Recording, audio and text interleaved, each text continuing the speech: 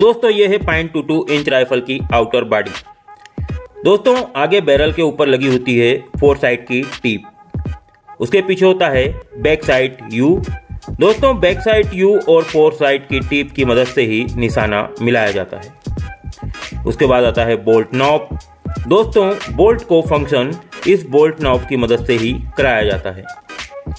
Small but rifle को fire करने के दौरान फायरर इस स्मॉल बट पर ही अपने हाथ की ग्रिप करता है और अपनी कलाई से राइफल को पकड़ता है। आगे है बट। दोस्तों राइफल के पिछले और निचले हिस्से को बट कहा जाता है। Rear sling swivel. दोस्तों राइफल को कैरी करने के लिए इस पर सिलिंग बांधी जाती है और सिलिंग को निचले हिस्से को बांधने के लिए इसमें रियर सिलिंग स्वेवल लगी हुई है। अगला पुर्जा होता है नकल बट, ट्रिगर और ट्रिगर गार्ड। ट्रिगर को दबाकर ही राउंड को फायर किया जाता है। आगे आता है रियर हैंड गार्ड। दोस्तों राइफल से फायर करते समय फायरर दाहिने हाथ से तो स्मॉल बट को पकड़ता है, लेकिन बाएं हाथ से रियर हैंड गार्ड पर राइफल को सपोर्ट देता है। आगे आता है फ्रंट सिलिंग स्वेवल। राइफल को सिलिंग से कैरी करते समय निचले हिस्से को बांध देने के बाद सिलिंग का ऊपरी हिस्सा फ्रंट सिलिंग स्वेवल पर बांधा जाता है। अगला पुर्जा है बैरल, जहां से राउंड फायर होने के बाद बुलेट निकलता है।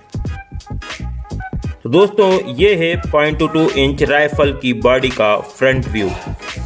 इसमें आता है बैक साइड प्लंजर और back side you. Back side you पर लगा हुआ ये बैक साइड प्लंजर राइफल से राउंड को फायर करते समय रेंज को सेट करने के लिए दिया गया है। इसके बाद आता है इजेक्शन स्लॉट। राउंड के फायर हो जाने के बाद जब बोल्ट नाउ लीवर की मदद से बोल्ट को पीछे की ओर खींचा जाता है तो एक्सट्रैक्टर खाली केस को पकड़कर पीछे लाता है और बॉडी के अंदर बने हुए इजेक्टर से खाली केस टकराकर इस इजेक्शन स्लॉट से ही बाहर की तरफ खाली केस गिर जाता है। अगला पुर्जा है बोल्ट वे। बोल्ट को राइफल की बॉडी के अंदर दाखिल करने के लिए इस बोल्ट वे वाले रास्ते का ही इस्तेमाल किया जाता है और बोल्ट को बॉडी के अंदर दाखिल कर दिया जाता है। अगला पुर्जा आता है बोल्ट।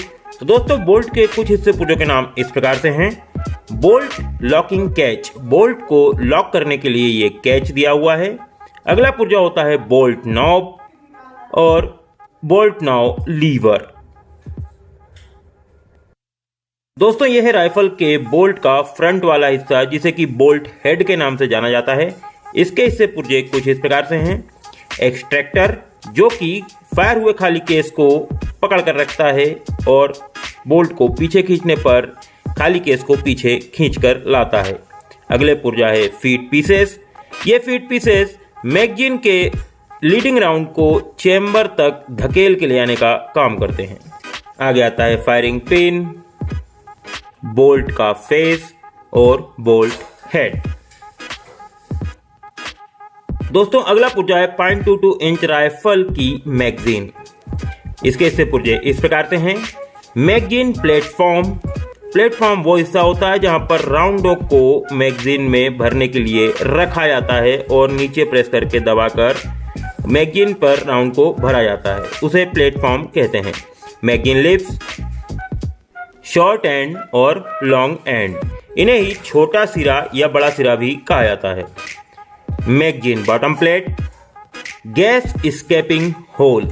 मैगजीन के अंदर गैस एस्केपिंग होल इसलिए दिया जाता है कि बोल्ट के बंद होने के बाद जब राउंड को फायर किया जाता है तो अचानक अंदर का कोई गैस बने तो मैगजीन गैस के दबाव के कारण क्रैक होकर ब्लास्ट ना हो जाए, इसलिए गैस एस्केपिंग होल इस पर